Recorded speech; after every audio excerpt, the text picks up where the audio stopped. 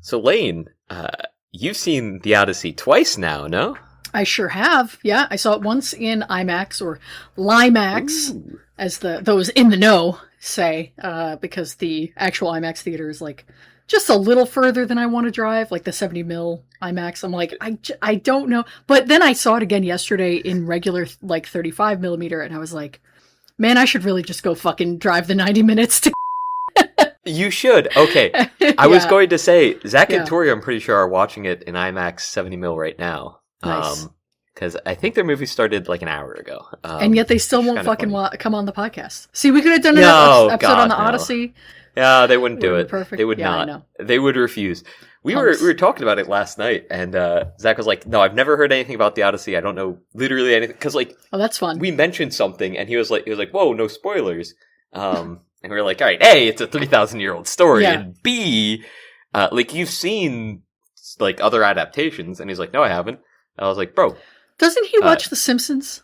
Like, I feel like if you watch Zach? any TV show, I don't like, think so." I feel But, like even but if you I haven't, do know The Simpsons has a good right, just like any thing that's been around for like many years has parodied the Odyssey, does a Cyclops thing, or does Dude, like it's not PSBSP M like has it, bro. It's crazy. What? Is it The Teenage- SpongeBob SquarePants movie. has it. Sure, It's true. literally yeah. just the Odyssey. Yeah. Sorry, I was like Teenage Mutant Ninja Turtle movie? Like, what did you... No, I was trying to think of the most like absurd way for me to introduce Yeah. the SpongeBob Of SquarePants course, movie. of course. But that and the movie that we covered on the pod previously. Brother, Brother, Where yeah. Art Thou? True. Yeah. Yeah. There's plenty. Or like, again, any children's show. But like also, Yeah. I don't know, even just through people talk, like, it's a 3,000-year-old story, like you said, like, Yeah. you probably know how it goes, like how it's going to end. You got a little right? Like, bits you can and kind of pieces figure through osmosis. Yeah. But I mean, I understand, like, yeah. But at the same time, spoiler culture kind of pisses me off anymore. I know I've talked about this, like, in the past that, like, I don't care about spoilers. Like, you can spoil a movie. If someone knows how Clayface ends, you can tell me. That's not going to take away. Or even, like, whatever, like, crazy shit happens, like, that'll just give me more. Like, I knew going into the Odyssey, like, there was a Cyclops, and it's fucking cool. And, like, that was cool. That, it didn't take away any of my enjoyment. It's not what happens, but, like, how it happens. Yeah. Yeah. And I feel like that's true of, like, so many movies where it, like, if movies were only good, spoiler free, there'd be no reason to watch them a second time. Yeah. Or like more than once, right? Because it's like, oh, okay, like yes, like Yeah. there would be no reason to like watch them versus just like reading the Wikipedia summary Sure. or whatever, right? Yeah. It's like, okay, like sure, if that's all that you're getting from the movie is the like the plot points, it's like, all right, well then like why even, you know? Yeah. And like the idea that a plot can only be intriguing or shocking or surprising or like emotionally resonant if you are surprised or like if you have a twist is bizarre. Yeah. If you don't know going in, like, also, I don't know, most stories are kind of predictable.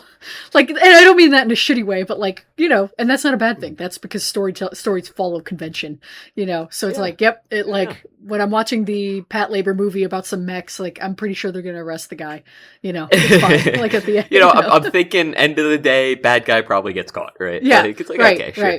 Right. But, and it's like, I think that's like good things, right? That it's good that we have these conventions. Yeah. Because it also helps you like recognize when they're being broken and you can be like, whoa, like something going on here. Different is happening here. Yeah. Which is fun. Yeah. But so you mentioned you have prior experience with the Odyssey, even though you haven't seen it yet. Should we go see? Should we go to and see? I was kind of considering it, yeah. I'm thinking about but it. apparently it's like booked out until like September now. You can still like, get showings. I was looking at it last can? night. There's like 2 a.m. showings you can go to. Oh, okay. I was like, nice. I easy. could do this. I could just drive over there. Nice clean 90-minute drive. It'd be fine.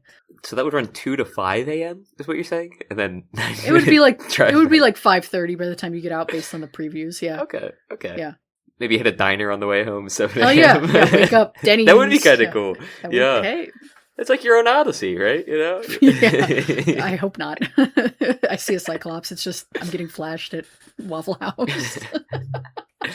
That one-eyed monster.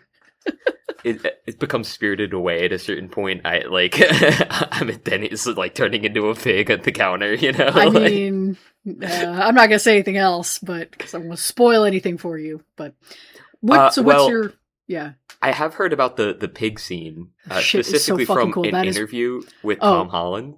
I went back for that reason. I was like, this is the scene? thing. Yeah. This is the scene I wanted to see the most again. I was like sitting in my chair, like leaning forward. Like when it first happened, I was like looking at Chris and like freaking out. I was fully soy facing, like pointing at the screen. Like it was so cool. Like, I'm sure you know that was like all practical effects, no CGI whatsoever. Like they did it on screen. Well, it was CGI enhanced. Like there's that. Was it?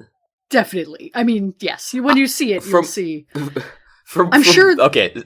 Yeah. Nolan has this like reputation as like he does everything all practical all the time, and it's like he's practical effects forward with CGI enhancements. It's the same thing with Jurassic Park. It's not like it was just the dinosaur was on set as an actor. Like they did do things, like they did have computer generated like graphics and stuff, and it's the same here. That's what makes it look so good. Is it's same with the the Cyclops, like.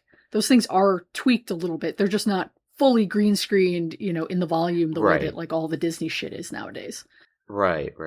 I mean, I'll say what kind of sold me on like, hey Rick, you got to watch this in theaters was this Tom Holland interview where I mean he was with someone else who was like obviously like a much more seasoned actor, but like he's there and like he was like. They actually did that. They turned them into pigs on set. like the interviewer is like, "Oh, what?" And he's like, "That wasn't CG. I turned to Nolan after the film. I turned around and I said, "How did you do that with the pigs?" And he said, "We just did it on screen. What you see there is what happened." It blew my mind. I couldn't believe it. Like he's such like a big kid when he talks about it, and like it's so funny. That is cute. I like Tom Holland. I like that your Tom Holland accent is like a Guy Ritchie like actor. Like he's like fucking. He's about to duke it out in an old like wrestling match in Britain. Listen. I can't do a British accent, so you got to excuse me. Okay, that was over the top. It's great. That scene's great, but that I was like, okay, Cyclops scene happens pretty early in the movie, like runtime wise, and I was like, I knew that was like people were going crazy about that. You know me, big monster fan, love a fucked up thing, and I was like, cool. I it's worth the price of admission. Like everything else can be, because I'm a Nolan skeptic. I'm not fully on board with all his films all the time. Okay. But you're not a Nolan denier yet, just a Nolan skeptic. I used to be more of a Nolan denier. I liked Oppenheimer more than I liked some of his other stuff. Anyway, we'll save it for an eventual Nolan episode. I'm sure we'll do one of his movies someday.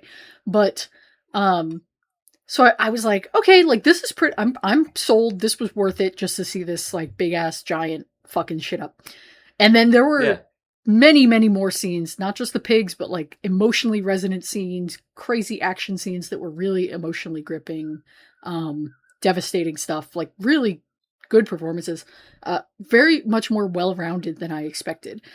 So I was pretty pumped that it wasn't just like all right, I'm here for the monsters and I'll take or leave the rest. But I was really, I was so on board. It's my favorite of his movies for sure. Dude. Okay. That's awesome. Bar none. Yeah.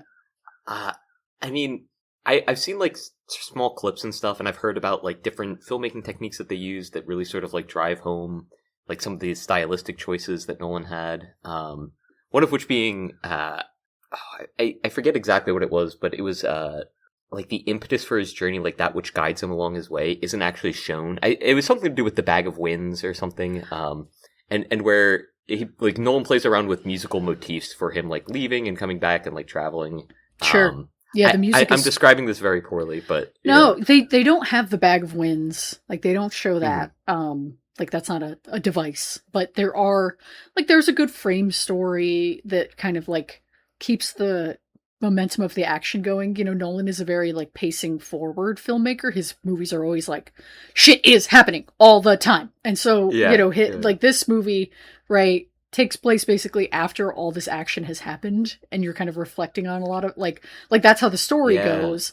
And so, he does some interesting things with the structure of the plot and like the structure of the story to make it a little bit more consistently paced throughout the thing. And so, Yeah, what you're saying with the music though, like I hand to heart was listening to the music earlier today, which I never do. I never listen to music scores. Yeah. So I'm like, time to get that one because it's great. Yeah. Last one you mentioned that for was Smile 2, obviously for very different reasons, but Smile 2, yeah, I do listen. I have listened to the Smile 2 soundtrack. That shit's great. Of all the fake pop music that's ever been in a movie, that one is the best. Like sure. Much better than it. Than any, yeah, than it had any right to be. Yeah.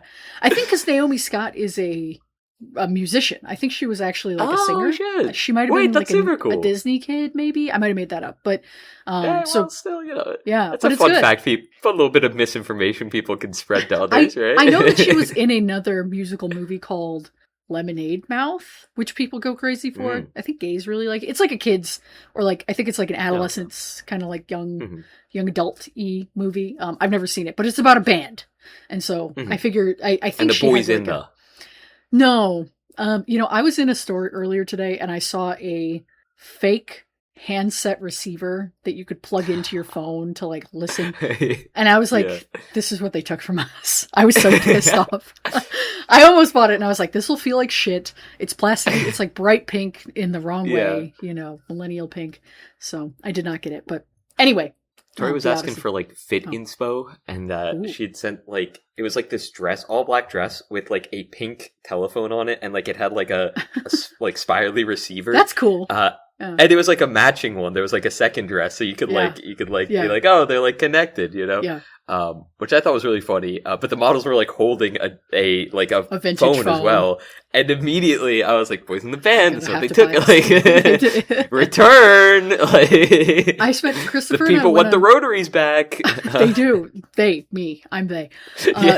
Christopher and I went on vacation to a small like little kind of rustic town back in May, and we spent so much time in vintage shops, and I spent so much time looking for a phone. Like it's the kind of town that has like a bunch of antiques, and we spent like so much time with me just being like, no, I gotta check this room too. These rooms like filled like floor to ceiling with like old Life magazines and dog shit. Yeah. And I was like, they have it. They did not have it. They did not have one. I've come close. Yeah. They've got like the old arcade machines. It's like Texas Hold'em, poker. They're just stacked on top of each other. None of them work. No phone. And you're like, there's got to be one here, like somewhere. At one point, they had an actual phone hooked up to the wall, and I was like, oh, we're in the right room. And I was like, wait, no, this is just the phone. You're like grabbing at it. You're like, this is the one I want. Can I get this? It's screwed down because they like people have tried it before. Someone's actively like, using it. Yeah. Anything else? I mean, the music for the Odyssey is really crazy good. I mentioned that yesterday in the group chat that like Ludwig Göransson is gonna get his 4th fucking Oscar and 3rd back to back. Like it's gonna go crazy. Good for him. It's great. Yeah. There is a moment in one of the climactic scenes where the music kind of crescendos with what's going on screen, and like I teared up the second time because I was so emotionally fulfilled, and I was like, wow, I can't believe a Nolan movie is doing this for me. His movies are really, like, fucking ice cold and cerebral. Anyway, you should go see it, or if you want to. I mean, if you want to go see it. Wow, we could be convinced, right? Okay. We'll talk it out because I am heading down to hang out with Zach and Tori later on in August. So. So I'll be, I might be employed by then though. And then it'll be a lot harder. We have to go right now.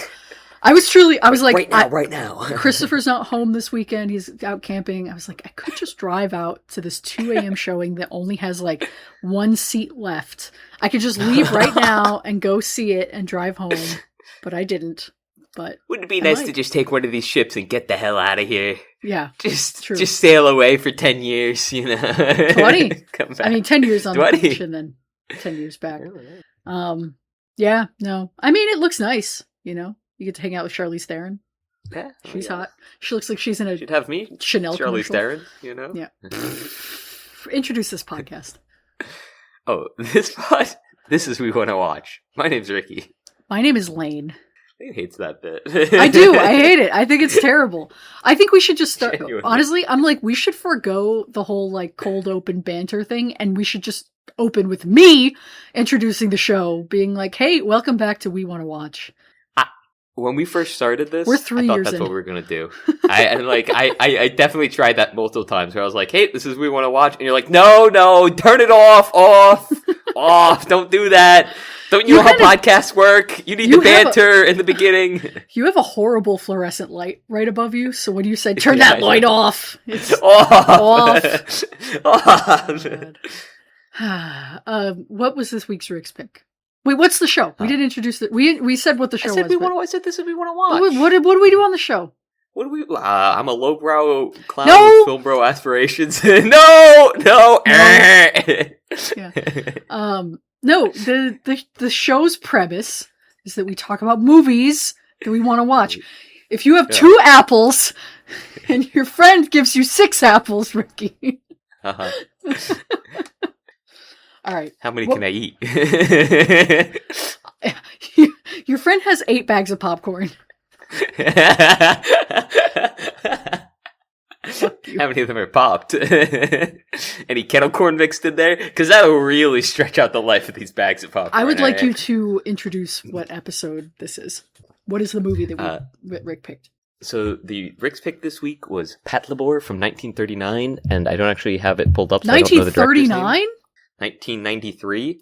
I don't have the. I don't have it pulled up, so I don't know the director's name. It's Patlabor 2, the movie from 1993, directed by Mamoru Oshii. Now, correct. It's definitely Patlabor. You said it Patlabor, and I was just like, okay, Patlabor, whatever. It's definitely It's definitely like Patlabor. Because they're called labors. Yes. Okay. This was before I had seen the movie. I had not seen Patlabor 1. Hi, Banksy. Hi, Banksy. Oh. Hey. He's saying hi. Do you have something to say? Into the mic? It was Patlabor the whole time. Thanks, Banksy. He's here to just reinforce how much we hate you on this show. Oh. He's got his hands on me. Up. Yeah. Okay. He put both paws up for a second. Yeah. Oh, they're still there. Don't worry. Hi, babe. Can I record the podcast? He's like wheezing at me. He's like... He's purring. Archie came up here a couple minutes ago, but he got bored. Good. Your cat's fuck with the mic. My cat. He was sniffing at it. He was getting into it a little bit. Can I set you down now? You smell like beef. Do you smell like beef? Yeah. In like a good way or a bad way? He was probably eating some beef earlier. Oh, okay. Right. So that's a good way in my mind. I guess we're gonna just sit here now. I guess we're just sitting here and dude, clean your asshole. Come on. Why are you wet? Okay, see you later. Dude, what is that drive-by, bro? My cat sounds like a Geiger counter. Like yeah, the like the purr. Yeah. He's so melty. Dude. He's like fully just like cradled. Archie will be Archie's been like, especially since I moved like a bunch of shit out of the apartment, like the cats don't have many spots. So when I'm going to bed, they're all kind of like cuddling up, which is cute. I kind of like it. Wait a sec. I have to. Okay, finish your story. I have a bone to pick with you about something. Actually, when you're done talking. Later. But he does this thing, and he's done this before, where like he'll come up to me and he'll start meowing at me from like right outside of arm's reach, and then like if I can coax him up to me, he'll like hop in my lap, and then it's just like luck of the draw, like 50-50. Sometimes like he'll hang out and like we'll have a good bit of lap time, and then sometimes he's just fucking gone. Like he's just out of here. Like like he will hop on my lap and immediately hop off the other side. And I'm like, all right, dude. So like, what was the purpose here, man? He just wanted your attention. He was like, do I have your complete am I in complete control of you? Whoa. Yeah. Banks also did that. He's like, excuse me, hello, you're not talking here. About me. Yeah. Yeah. Another cat? So you moved most of your stuff, right? Yeah. So I'm seeing all this stuff that's still in your apartment, which formerly was my apartment, including several pieces of art that I left behind. Are you about to throw all those things out? I'm not throwing the art away, but the couch I am. So you're taking the art with you? The lamp I might take with me. I can take it out of her pretty easily. I thought you only had taken with me. Yeah. I thought you only had one car load left of stuff. You told me I only need to move myself, my 4 cats, and and a suitcase. Meanwhile, I'm seeing there's like 3x3 pieces of art hanging on the wall. Curtains. I didn't even know you had curtains. It's crazy. Yeah. Yeah. Well, because if I have if I had the shutters out, the cats like to bite them. Of course. Meredith said she's fine with holding on to like one or two things, and like I don't know how much I want to do that versus just throw everything out, and I'm currently on the fence with that. But I know my friend who's giving me a ride has like a decent amount of space, so I was like, all right, cool. I'm probably just gonna bring that with me. Anything I can, I'm throwing out. But like I still have my bed and bed frame, and I'm throwing that out when I leave, right? Like. Crazy. I was just going to be offended that you were throwing out things I left behind. Nice artistic prints, you know. I wouldn't throw out the art. That's nah. But I don't believe you. That's fully sounds like some shit you would say to avoid me yelling at you. Nah. I have you on record. When I visit your home eventually in your new place, I'm gonna be like, not getting a lot of art from this. You're gonna see like 20 of them all stacked up on each other, like in Mr. Krabs' home, where you have to like remove them one at a time. I don't remember this painting, or this, or this. I should paint bold and brash. Should I do that? Would that be funny? Oh well, why did you just? Ricky just got up. I'm afraid that he's about to pull out the bold and brash painting from SpongeBob. The prophecy has been foretold. Banksy, why are you so loud? Purr into the mic. I hope the mic picks that up. Hi, baby. Yes, you're so cute. It's so crazy. All right, we're recording a podcast, which is an audio medium. So the more that you're talking off away from the mic, the more work I have to do later. So you should get back so we can talk about your Rick's pick. Your Rick's pick. Oh my God. He's not talking. Just more Banksy purring into the mic. You know what? I saw it when I was moving. I don't know what I did with it, but it's around. What if Banksy was a zombie? Or Frankenstein? Banks Zombie. Like right. Rob Zombie. Bad director, Rob Zombie. I thought he was like a music guy. He's both. He's done both. Baby. I set the cat down and he's like, actually, I would like to be right in front of the mic. I'm so afraid you're going to disconnect the mic, babe.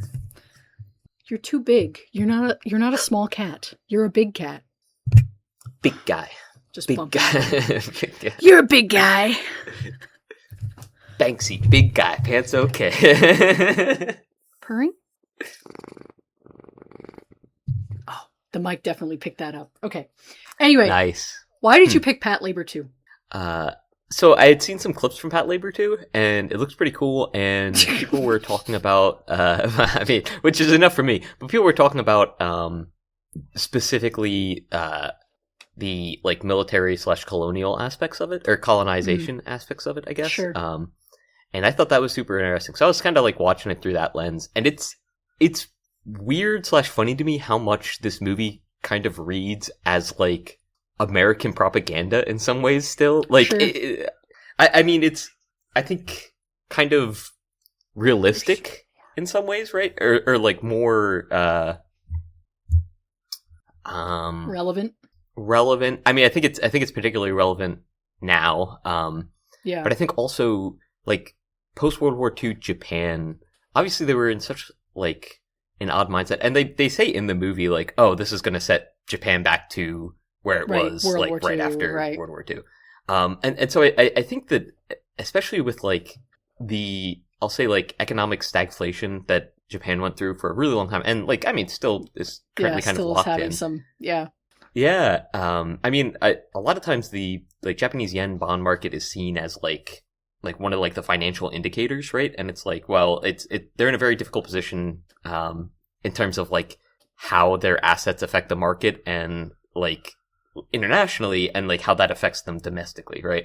And so I think just, like, feeling that sort of, like, economic pressure and, like, growing up with inside of that, and then, like, creating like this framework to talk about it through, like, a militaristic lens, even though I do think that, like, obviously, yes, I see Banksy Lane. What? No, he's doing this himself. I'm holding him and petting him, and he's, like, wriggling around in my lap. I thought you were doing one of these. No, I'm holding him because he's, like, squirming in my lap. He won't let me not hold him right now. Okay. And so I'm holding him, trying to, like, pet him to calm him down. He's fucking vibrating. He's purring so hard. He really likes Patlabor. He really did, yeah. Hi, baby. I haven't sat at the desk because we haven't recorded in a few weeks. I haven't like sat at my work desk in forever, and he's like, "Ooh, we used to hang out here when you had a job." So yeah. He's excited to get back into the routine. I like that it sounded like you were trying not to giggle your way through talking about like stagflation in Japan. Yeah, because like Banksy's face was like bumping up the screen slowly, like, just bobbing. He's getting his ass, but cheeks all over my leg. Sorry. Okay. No, you're good. But I do think that like seeing Japan as like a target of like imperialist America and like the influence that America had over it for like a very long time, I think still has, right? Mm-hmm. In the region, I don't know. It's kind of interesting, and the points about I think what's especially kind of, I don't know, what people were sort of pointing at was the way that the Japanese people specifically react to like the military lockdown that occurs, right? Yeah. And I don't know. I mean, we can jump right into that because I mean, I thought that was like kind of interesting. But they did like an hour in, right, when they call for like a lockdown or like whatever you would call it. I don't remember the exact term for it. Yeah. But they do this like man with a movie camera style like montages, right, where it's just like a bunch of like different cuts. And like I thought that was super cool, honestly. Yeah, showing all the different people. Yeah, like the ways that people. Yeah. But like, I mean, I thought they had like super interesting cuts with that, just like in terms of like, oh, like some of these would be maybe not relatively easy with a camera, but nice. Is he doing that by himself too, Lane? Lane has Banksy fully above their head.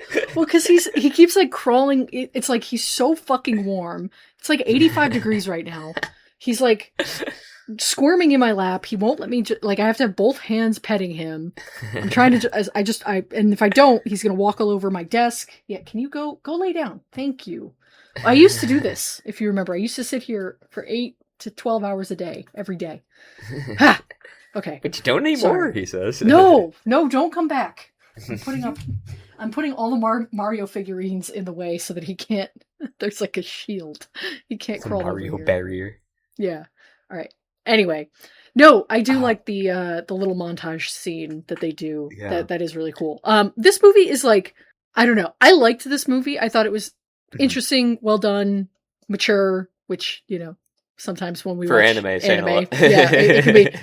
But at the same time, I found myself just kind of bummed by some of the limitations of the animation because, like, the story is really interesting. But then so often through it, I was like, I kind of wish that this were either like a higher budget so that there was kind of more inventive animation or that it was just live action, because like there were so many scenes, right? This like type of story is very intriguing to me. This like political thriller. We've never really watched like a war thriller or like a military thriller like this. Like we gotta watch A Few Good Men. Not that it's the same thing, but yeah. I mean, what was it? Apocalypse Now? It's but that's like a war movie. Not like they covered it up and the military's trying to consolidate power by what, you know, it and wasn't there's a secret psychological, and this movie was very psychological. Yeah, this movie was really not mech forward. I was like, oh, okay, we're getting mechs in the very beginning. And then they kind of don't come back out, really. Like they're not, there. You know, they're there, but they're not like the They're not the like focus. It's like, oh, cool robot, the way that like Gundam is, you know. Yes. Yeah. So yeah, we should watch like a 90s, early 2000s like political thriller like this, like an espionage kind of thing. That could be fun. Tom Clancy-esque. Yes. Because did you play all the Tom Clancy games, or do you have a? I'm just kind of surprised you pulled some of the that. Books. Okay. Nice. Specifically, there was one where it was like. I just remember it was set in China, and like I think it was a series of 3 books or 2 or 3 books, and it was really fucking good. I don't know. I think that sort of stuff's super interesting. I haven't played the Splinter Cell games, but I've heard they're like really fantastic, and I've seen like clips of them. They look cool. Well, I would, I think it'd be interesting for us to watch something from like that kind of genre, if not a movie director like adapted from his book. Because so much of this movie, I was like, man, if only there was an actor delivering this line to the screen. Like, there were so many scenes where I was like, oh, this is a big, like, emotional or, like, kind of, like, whatever, reveal that should be devastating or, like, intriguing. And the voice acting can only get you so far because, like, in anime, there's not a lot of, like, animation on the face often. Like, sometimes there is. Like, so there are some key kind of, like, close-up shots, but they're more for funny, like, for humor in this, which is fun. Yeah. But there's not, like, when actors are delivering lines, it's not like the faces are extremely, like, emotive and, you don't get the same level. No, you never can in any animation. So I think you can in some animation for sure. I don't think that this was very focused on that, but I think I think the one thing that they do really well here, I think they do a few things really well, but I will agree that they sort of, like, the character faces were sort of lackluster, but their body language, I think, was super interesting. And, like, I think that that's also something that's, like, okay, like, yeah, you get that in a live action, so it's kind of, like, a little bit more difficult to differentiate, but I thought they did really well with that here. And then, like, yes, it was not focused on the mechs, but the mechs were, like, animated so fucking well. Like, you could tell that, like I think the people animating it were very much so, like, into mechs, and, like, technology, and a lot of the, like, wide shots as well. Like in the montage we were first talking about, there's one scene in particular where it's like a shot overlooking the city, and, like, there's this huge building, and it's like a little trifold building. But the reflections off of the glass panes are all of, like, it's like some of it's like suited to the bottom or, like, to the ground. That's the thing. Like, some of the action scenes and then the, like, kind of transition scenes or, like, landscape scenes like you're talking about, those are both really well animated. But I don't know that that's what I would come to this story interested in. Like, no, the scene where it's weird. Yeah. The scene where they bust Arakawa, the guy with the lazy eye, like, where they're, like, revealing that he was in on it, from the beginning. Yeah. It's like a static shot. It's, like, basically a static shot for, like, almost 90 seconds of line delivery. And so it's like, the body language. I thought my computer had frozen for a second. I thought the video had frozen for a second. Like, unironic. And it wasn't 90 seconds, but there was definitely. Oh, I don't know. It might have been a minute. It might. It was cutting between shots, but then the last shot was, like, definitely, like, 30 seconds sustained, where like he's, like, facing away. It's like 30 seconds sustained, and he's talking, and then so I'm just looking at a single cell of animation, and it's like, I understand that these are, expensive things to make, like, whatever, it's very difficult to animate. I'm not, but, like, that's really part of anything. Yeah. Sure. Like, yeah, anything would have been better. And it takes away from, like, that moment should have been really, like, shocking and whatever. I'm going to throw my cat. Shocking and, intriguing, and, like, you're kind of learning about this character's motivations, but it's all done through the voice acting, and that's just not enough. If it, like, so I don't know. It would have been nice. Which, like, compare that to earlier in the film when they're all looking at, like, the video details. Yes, and they, like, come up to you get this funny, like, fisheye lens. That's funny. It's funny and cool. It's like, I was like, did they run out of money? Like, that was genuinely something like I thought. Because they have several scenes like that where they're kind of like in this weird distorted kind of, like, either, like, there's when she's in the elevator. Is it Nagumo? She's, like, looking out the reflective pane, or, like, the window, and she's reflected. Like, that's really interesting visually, the building stuff that you're talking about. But then, the ending kind of, like, after, like, the last 30 minutes is like, we just we had to just film one static, like, cell. Like, it felt like they got the first half of the movie, because in the beginning of the movie, I do think there, like, is some decent, like, face acting, I guess, definitely. For, like, the characters. Like there's like a lot more detail shown, and it does really sort of fall, like, once they get to, like, oh, we get to draw cool robots, it feels like the animation team was just like, we're not gonna do that shit again. Like, people's faces, we're not doing that shit again, man, come on. But I think it's kind of nice the way that they handled Nagumo arresting Suge, I think was his name. The traitor. Yeah. When she's, like, putting the handcuffs on him, and you're not really, like, seeing their faces for most of that scene. Like, it's cutting around between, like, the area around them, or just, like, it's a wider shot, or it's just on their hands and, like, them interacting with each other as she's, like, sort of not even resignedly, but she's like, hey, like, like, you knew this had to happen, I knew this had to happen, right? The Yeah. audience knows it's gotta happen, like, I'm arresting you here. Yeah. Yeah. It's kind of a letdown because the emotion isn't really there. Present, Now, do you think? part of me wonders how much would we feel differently, or would I feel differently if I had seen the first one? Because I get the strong impression that, like, a lot of the world building was done in the first movie. Like, that I'm coming in cold, like, real cold. So I kind of liked hopping. And this was interesting. I kind of liked hopping in. It was like, interesting. Very little sort of like background. It was like mysterious, but at the same time, you're like, okay, I'm spending a lot of time keeping up, and I don't know these characters. You know. I will say a lot of me thought that Suge was going to escape or like not like really be captured at the end. Sure. And most of that comes from, I don't know why, but I was like, oh, they've got to make 3 of these movies, right? Yeah. It's got to be Patlabor 1, 2, and 3, you know. And I guess that's just not the case. Yeah. But I would kind of like to watch the first one now. I didn't mind having not seen it. No, I didn't either. I mean, like, I feel like we kept up. I kept up on it decently enough. But yeah, I was still like, would I care more? Because, like, we come in and we're clearly, the way that the movie introduces all the characters, it feels very much like we're supposed to know and, like, feel like, oh, they're doing this now. And, like, this person, you know, had this happen. And, like, now this person's taking over this job. Like, coming into that and just being given this cast, it's like, it's fresh, but it does feel like I'm missing critical backstory in a way.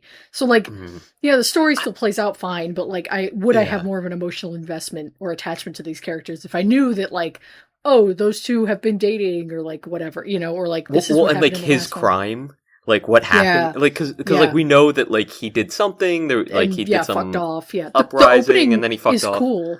The opening of the movie is fun in that way, but yeah, I imagine the first movie explains a little bit more. Oh, for sure. Yeah. Well, because they like drop hints towards that stuff like all throughout the movie, which I guess would not be hints if you had seen the first one. They would just be a reference. But I kind of enjoyed the viewing experience like that. I'm not gonna lie. Like I don't know if it maybe enhanced it, but I don't think it took away too much. You know? No, yeah, that's fair for me personally. Yeah. The one thing with it's not supposed to be nearly as good. In fact, Toronto Tim, shout out. Our most consistent fan watcher. Has it he's the only one who has it logged of all of my, like, Letterboxd friends at 3 stars. Let's go. The first movie. So does he have the second one logged as well? Not yet, but I'm sure he will, because he fucking watches everything for the show. Except for, like, there's one really egregious one that he didn't. We were like, don't watch it, and he did not watch. I can't remember. It was something bad. Outside of Full Metal Alchemist? Oh, it might have been Anaconda. I think it was Anaconda. Oh, that's fair. Where we were like, do not watch Anaconda. That's really fair. Yeah. But yeah. Anyway. But don't worry. I know, Tim, the fucking Grizzly Man episode comes out this week, and if you log it less than 5 stars, I'm blocking you. So you know, you won't be able to download this podcast anymore. Anyway.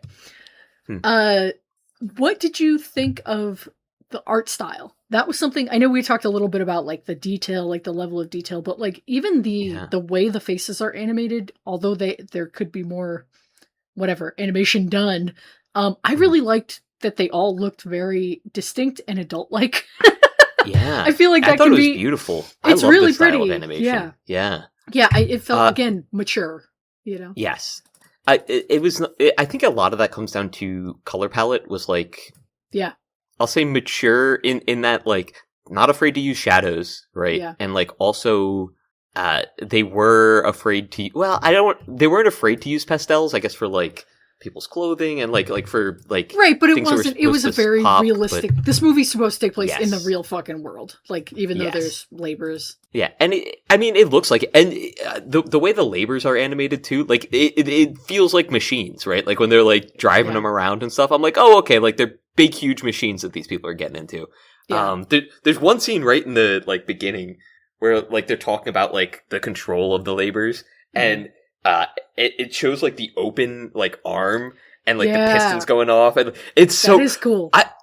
The first like 20 minutes of this movie are really just a delight for the eye. Like so many cool like mechanical scenes, like the one like spider labor. I don't know. I mean, I think it only had 4 legs, but like when it was like Yeah, wheeling sideways. around in the jungle and Yeah. shit, and they're like fighting, like that's so cool. I loved seeing that. And then you get a little bit of the fighting at the end too. But I definitely was expecting more like conflicts with that, especially when I saw like, because I had seen clips of like the animation quality of the labors, right? Yeah. So I was expecting more Gundam-esque, but I had read that it was like very, you know, political thriller-esque, and I was like, oh, like hopefully this does sort of like toe that line really well. And like you said, I mean, it is just kind of like odd because the story itself is like pretty intriguing and like it is a political thriller, but it feels like 80% of the animation budget is on like, hey, look, a cool robot. Mechs, Yeah. There's I feel like I've seen a political thriller that is this movie, and I can't remember what. Like, that's got the same plot, basically. It's not exactly the most, you know, like, oh, false flag. Like, kind of, like, that is not exactly the most obscure. But yeah, I do think that the animation itself, like, does add something to the story. It does make the world feel a little bit more idyllic or like nostalgic for maybe an idyllic past than I think you could probably achieve with like a live action movie, because like live action you'd be like, that's not what the world looks like. You know. So that's what Look Back does for me. Like it makes me nostalgic for like a land that I've never been in, specifically it's the most weeaboo shit you've ever said in your life. That is so crazy. You need to go take a walk. Take some push-ups. There's like a little montage. It's like a 60-second montage where it's like a like rice paddy field and like Mount Fuji in the background, and it's like a time lapse as like it you know, as the years pass. And it's so haunting. I love it so much. Like, I don't know, man. I remember growing up there. Is there anything that does that for you? Like, what hits the like that actually hits like the nostalgic like I grew up there button? Is it just that, or do you have like a real? No, I mean it's like as far as physical things go, yeah, like cornfields do that for me. So like any field that I can see like stuff grow and like get like cut down, yeah, because I mean I grew up in areas like, you have to understand that, I mean, I don't half have an to hour understand outside anything, of the. You're right. You don't have to understand anything. You're right. My bad. It's my right to be I would fucking like you stupid to if understand. I want to. Yeah. I would like you to understand that half an hour outside of like the city that I grew up in, it's just corn. What city could that be? Fucking We've talked everywhere. about Philly like 17 you know? times on this. I know. Yeah. But like the area where Signs was filmed, like Signs is a movie that like watching it, not a great movie, but watching it, I do get like Signs a is a little good warm movie. fuzzy feeling seeing it. I kind of like some of it, but spoilers for We Want a Whale, but we'll be watching a Shyamalan for We Want a Whale. So hell yeah, that's awesome. I like a couple of his movies. Signs I liked a lot when I first watched it, and then I watched it when I was like 17 or 18. I was like, this is stupid, dumb bullshit. Like, why would the aliens go somewhere that they're allergic to? And it's just, and then like, I don't know. I think watching it now again for fun. Like, it's like I know, humans burn for fun. You know, like when people are like, oh, the plot hole. It's like, well, what are you talking about? People do stupid shit all the time. Like, I mean, after having said that, I've seen clips from it, and like now every time I see a clip from it, I'm like, oh, there's 12 crosses in frame. I wonder why they're allergic to water. Like, it's like, okay. Yeah. That movie. I mean, Shyamalan is like, he loves God. He's a big God guy. Yeah. But I mean, huge God guy over here. I have a mixed relationship with his movies, but I really like Trap that came out a couple years ago. That movie's fun. That movie's fun. That was kind of fun. I like that too. Yeah. You know, but yes, Signs is a good one. People were Signs shitting on that one. That's because they I were thought Trap stupid. was like honestly, I think that it could have been much worse than it was, and like totally, it's like I don't know. Between 3 and 4, I don't remember exactly. I put it somewhere around there. It was like, I was like, this is like better than watchable. You know, it's like pretty good. Yeah. No, it is, and like that's the thing. It's like you got to come to the movie on its wavelength. Don't expect this movie to be, you know, a Mike Lee movie, like where it's just like very realistic and everybody talks like they do in real life. That's not like, don't just throw that out. You know, right? It's the same with the Odyssey. People complaining about Tom Holland calling him dad. It's like, okay, like what do you want? Like this is obviously like not a movie set. You know, do you want them to speak the Queen's Latin? You know? Yeah. So yeah, I don't know. Yeah, any adaptation, like, I don't know, of anything is going to adapt it, right? Right. Like, yeah. It get can't used be to not it. adapted. There's literally Yeah. like everything you think of that's like historically accurate when it comes to those like old works of fiction, even Shakespeare, that is not that old in comparison. Yeah. Like your conception of what is accurate is formed by with like the way it's been represented in culture for the last however many decades. You know, you think Yeah. that like Yeah. in Greek, like movies about like ancient Greece, that they should have British accents because that's what they did in the 50s when they did like Ben-Hur and shit, you know, and like not Yeah. Ben-Hur's not Greek, but you know, like that's why it feels weird and anachronistic to hear American accents, but it's not. It's actually just a different way of adapting. Anyway, soapbox over. You have to I understand. think that's totally fair. Yeah. Yeah. And you know what? Keeping that sort of lens, I think you have to understand with Patlabor is that, like, in terms of the missing the live action elements, I do get what you're getting at with this one though. Yeah. Especially in the last scenes, it's so like It's I kind don't of know, a total letdown. It just ends. Yeah. Like I was like, there has to be something, but because this is not a short movie. This is like a full length movie. You know, so, like this could be an 80-minute movie, but it's not. It's a full like 2 hours basically. One of the last lines, it's insane. One of the last lines is the helicopter driver looking back at the guy and being like, "Hey, look at all this chaos he caused. You didn't want to just kill yourself?" Like, what? Hello? Yeah, and then his line is like, "Well, I wanted to see the future of the city, or I wanted to stick around you want to see like what happened." Yeah, it's like what? Well, yeah, and especially when you have a villain off screen for so long and you don't get any of his real motivations until those very last like 2 scenes. It it feels it's a little bit of a bummer. I do wonder how much the end of it was a will letdown for me. Yeah. Yeah. It could, but like again, it could be that maybe the first movie sets things up a little bit better for us, or like, you know, I'm willing to give it some grace, but I do think that like it's hitting the limitation of you're not having an actor there to like emote with their full body and like, you know, kind of convey things in a more and especially right with voice acting, like you can't do as much weird shit as you could with your like live because action, it would seem too cartoony. Yeah, it'd be cartoonish, or just like it's harder to like lip read, right? So like if you wanted to do a weird accent or a weird voice, like it's a lot harder to like understand. Obviously we're watched with subtitles, but like it would be weirder, right? You don't like can you think of a voice acting performance that's really like fucking weird? You know, they're rare.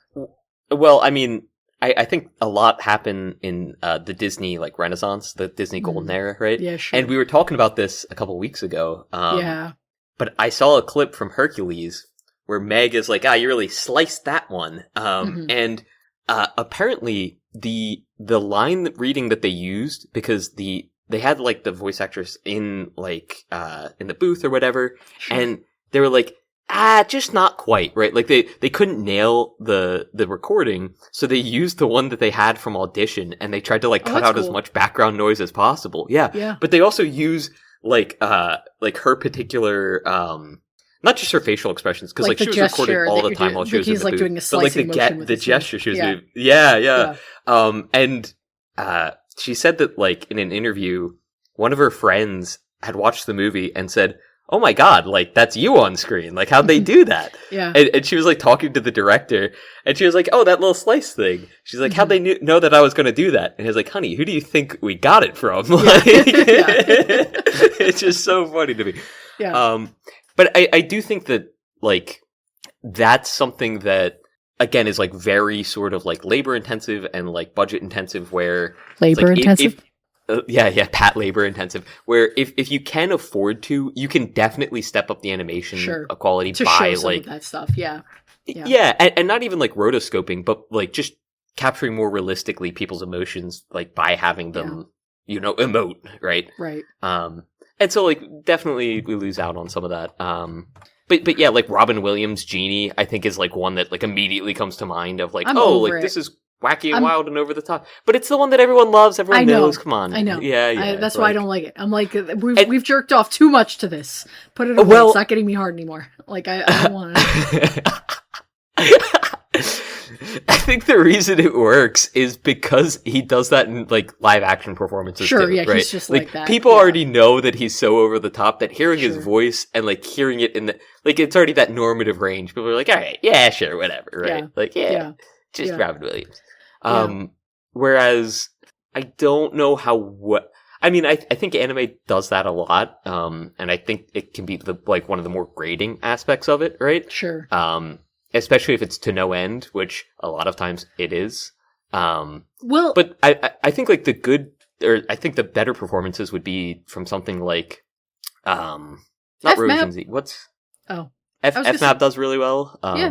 But like what's Rojin Z I think does like surprisingly well, especially compared to like FMAP or this movie in terms of like animating people's faces. Yeah, Rojin the faces was like surprisingly really good over at the it. top. Yeah. It's also like 80 minutes long.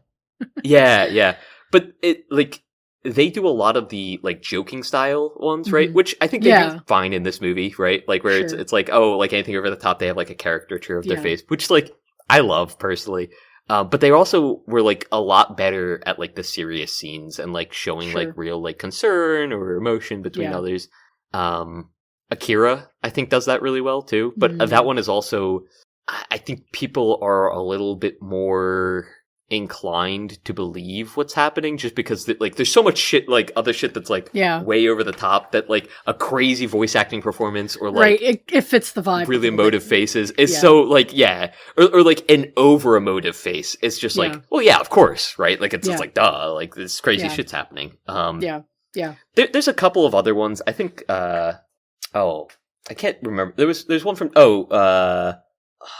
it's like Man with a Sword or something. It's from like 2007. I'd have to like look it back up. I don't remember them offhand, but there are a few like specifically animated movies that like I've watched where I've been like, oh, like they like I don't think it was rotoscope, maybe it was, but like just in watching certain scenes, I'm like, oh, they nailed these people's like facial expressions. Like they had someone here in the booth that they were sort of like taking notes on when they were animating this.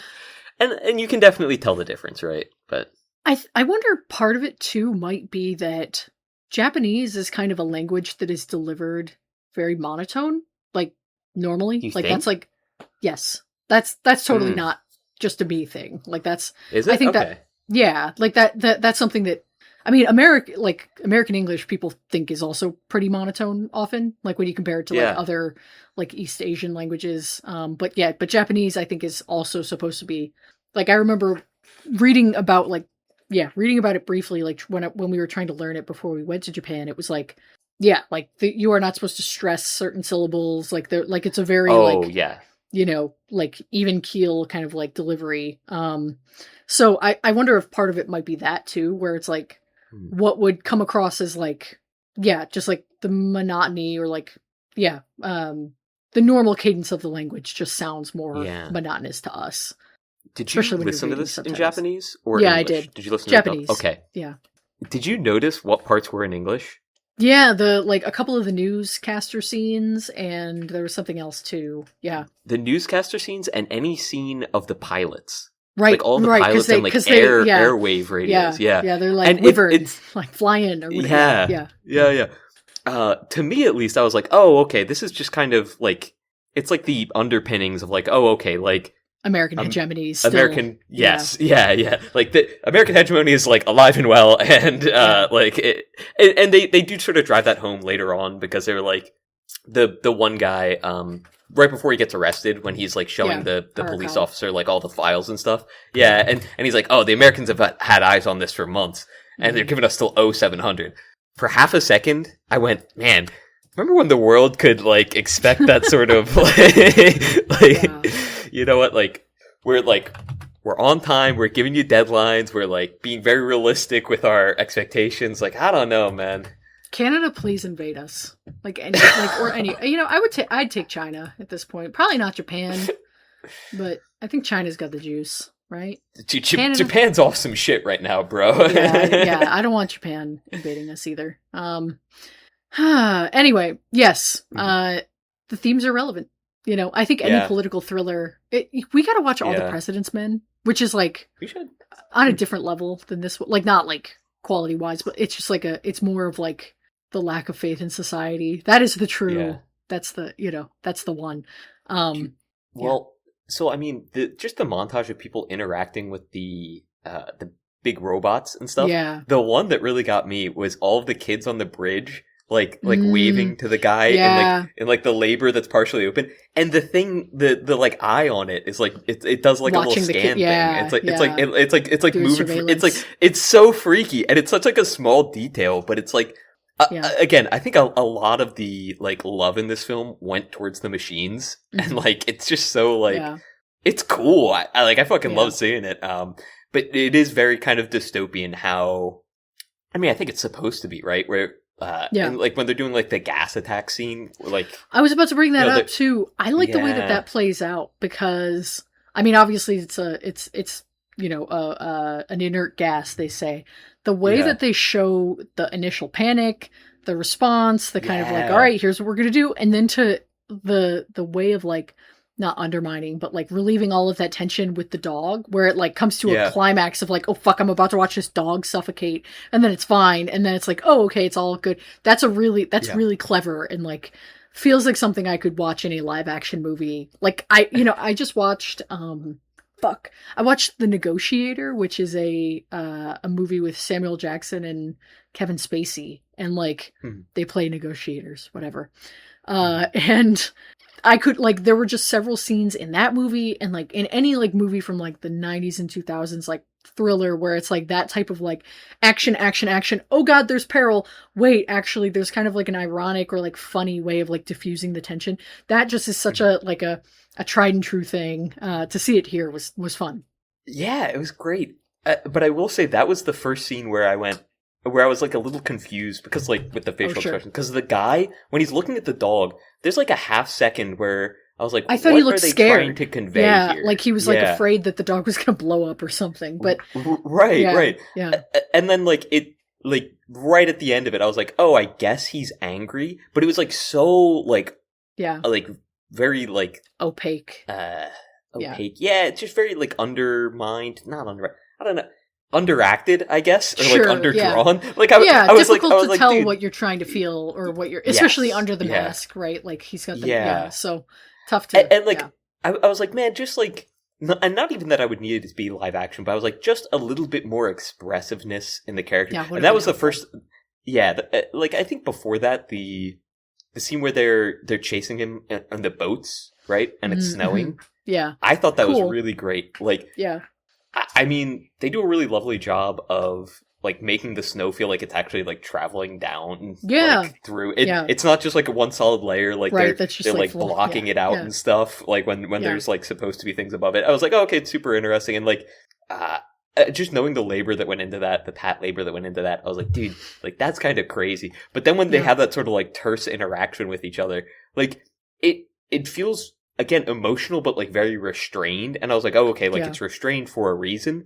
And then like as it goes on from there, it's like, okay, they're too restrained, like there's nothing happening, right? Like I would be curious to watch other. So Oshii also directed Ghost in the Shell and Angel's Egg, two movies that I know. Ghost in the Shell is pretty famous, and Angel's Egg is like a kind of an older movie that people like cinephiles like. I haven't watched it myself. It's supposed to be kind of disturbing, but I'd be interested to watch it. I'd just be curious to see if maybe like something a little bit more expansive, I want to say. I mean, Ghost in the Shell seems like that's a really fleshed out world. Angel's Egg is one that I've heard of, and I think I've watched as a kid, but I don't remember it all. Oh, really? And I definitely should have not have watched as a kid. Yeah, it was one that I was like, what the fuck? Yeah, if I remember correctly, there's like a lot of rape in it or something. So, or like some, like rape is like a big part of it, I think. Yeah. So I don't know. I could be wrong. Maybe I'm slandering this movie, but yeah. So, but yeah, I would be interested to watch other movies from this director. Yeah, me too. Yeah. Banksy, Jesus Christ, just leapt, trying to break things. He's like, end the show now. Feed me. You're so cute. I do think Ghost in the Shell would be a really cool one to watch. I think they came out with a new adaptation of this recently. Did they not? I don't know. Oh, Banksy, that was a loud meow. Oh, what are you meowing about? It's 1:30. You don't get fed for another 4 hours. Don't blink at me. I think so. Because they were going to do the live action one with, they did the live action one with ScarJo, right? Am I making that up? Yeah, there's one in 2017, but I think there's one coming out in like this year. Yeah, so there's a TV series being produced this year, you've 2026. Oh, like actually lost you, or a TV show? Okay. Oh, lost you. Yeah, you're right. I wasn't sure. I was just I thought it was a movie. I don't know how they're gonna adapt. You know who I want to direct my live action adaptation of a like classic Japanese manga is a guy named Rupert Sanders. That's definitely who I think should direct like my cyberpunk like cornerstone of anime. Why is Juliette Binoche in this movie? Do we need to watch Ghost in the Shell? This seems like a train wreck. No, that's not fun. We're not watching it. Anyway. 2017? No, I don't. Yeah. No. Oh, I would watch he directed that one. I got you. The OG, I would definitely watch. The one from the 90s. Yeah. I would. Yeah, I think we should watch that one. I would like. So they recently showed End of Evangelion in theaters. I almost went to that, but I've heard that's one that like if you come in without any background, like you'll just be fucking lost for 2 hours. So I did not, but I consider it. Yeah. I'd say it's probably tough to start off with just that. I don't know. I like a lot of Asano's work, so it's like tough. I mean, I have a tattoo from it, so like I don't know. Obviously, like I like it a lot. Fucking nerd. But seeing people's like people's stories about their reactions to End of Evangelion, and like so many people are like, yeah, I left that movie and immediately said, I just need to like I need my life to be better, and like I need to be better about my life. And I was like, you know what, real bro, like I fucking get it. Oh, but the art style for that looks really repulsive to me. Everyone's torso is like twice as long as it should be. I don't know. We might have to stick to Ghost in the Shell. Evangelion in general? I'm just looking at the cover art of maybe the anime. I don't know, but either way. Yeah. I mean, they are even the even like the mechs. The do they also look like that? Yeah. The Evangelions, they're like, I don't know, they're 90% leg. It's like, Evangelion is tough because it's like, I think if I didn't watch it like in like end of middle school, early high school, like I just wouldn't have liked it. Care. Yeah.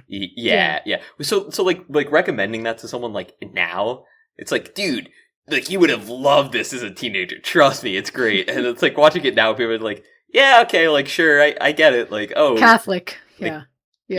Oh, people don't exist in a bubble. You have to interact with others. That's a tough one. You just come up with that yourself. And it's like, no, I didn't. I needed this show to tell me when I was 13 and depressed to, like, leave me alone.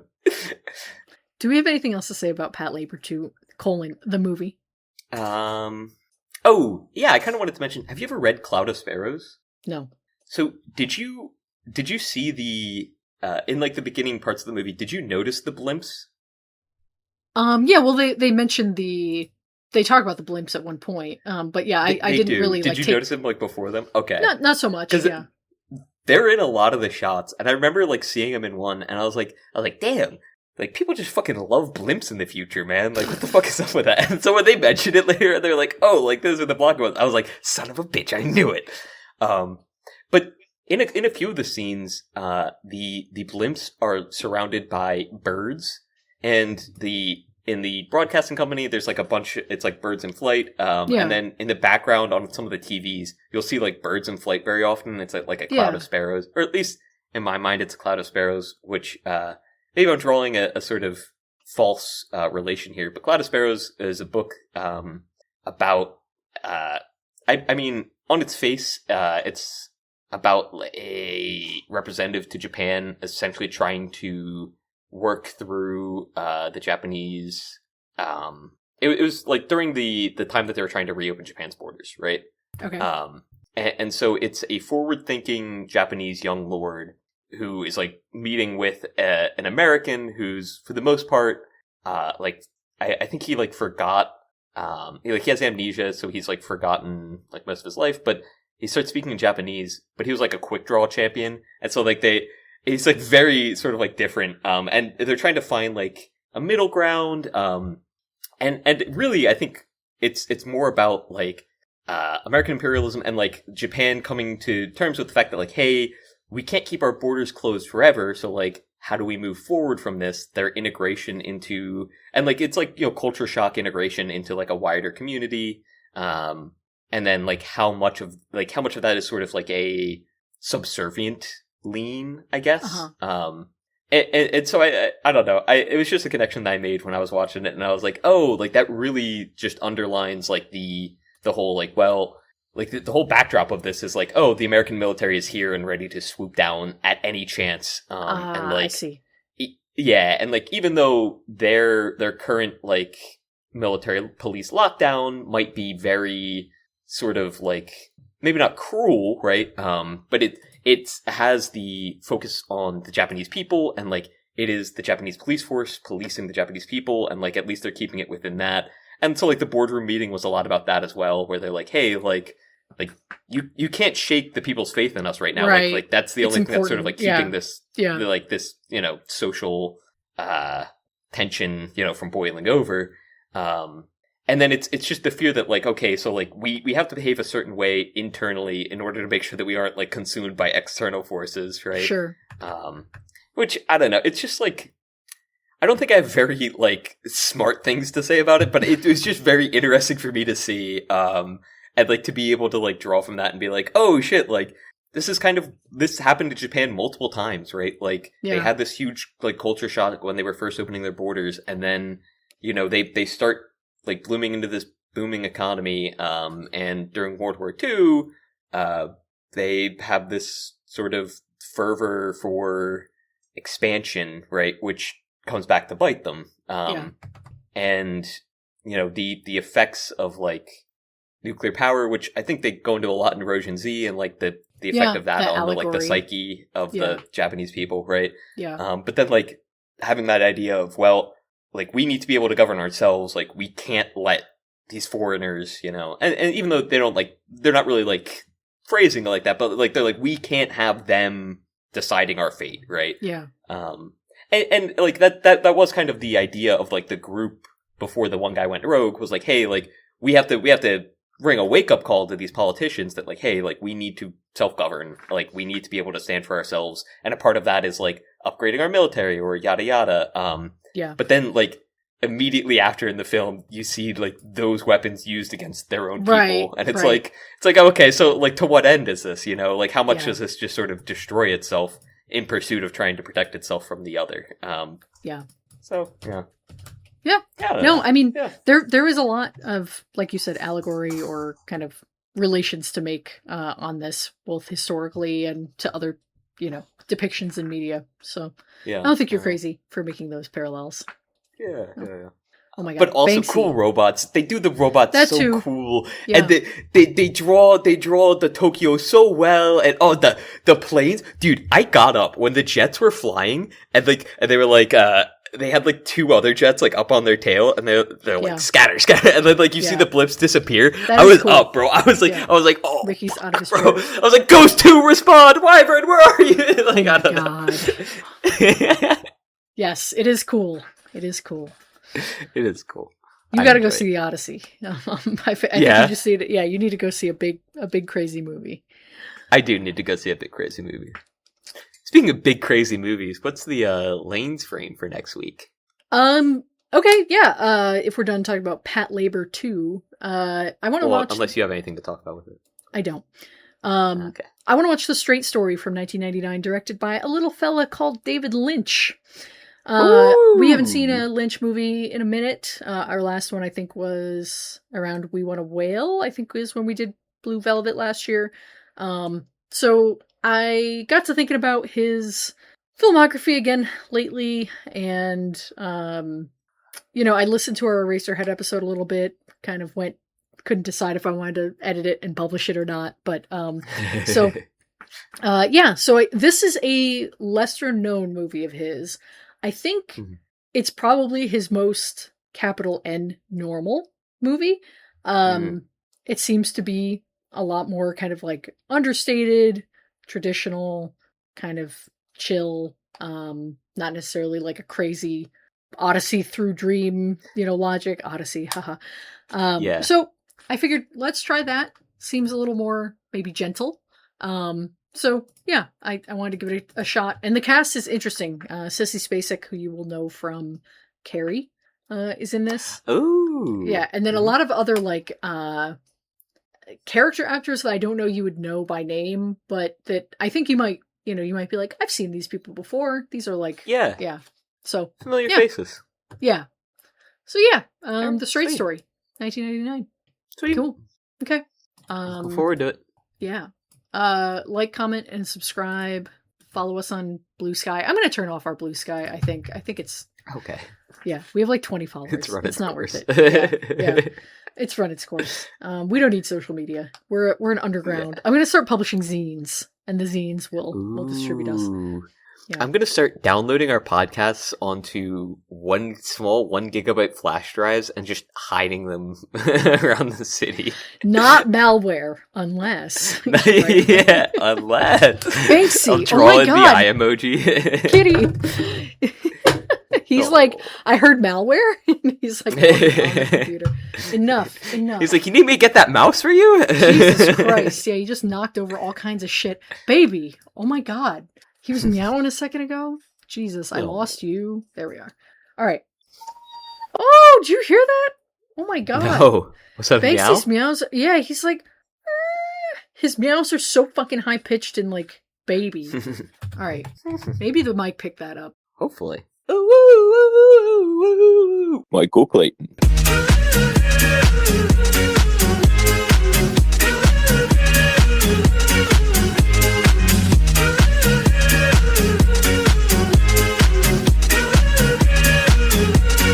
Michael Clayton.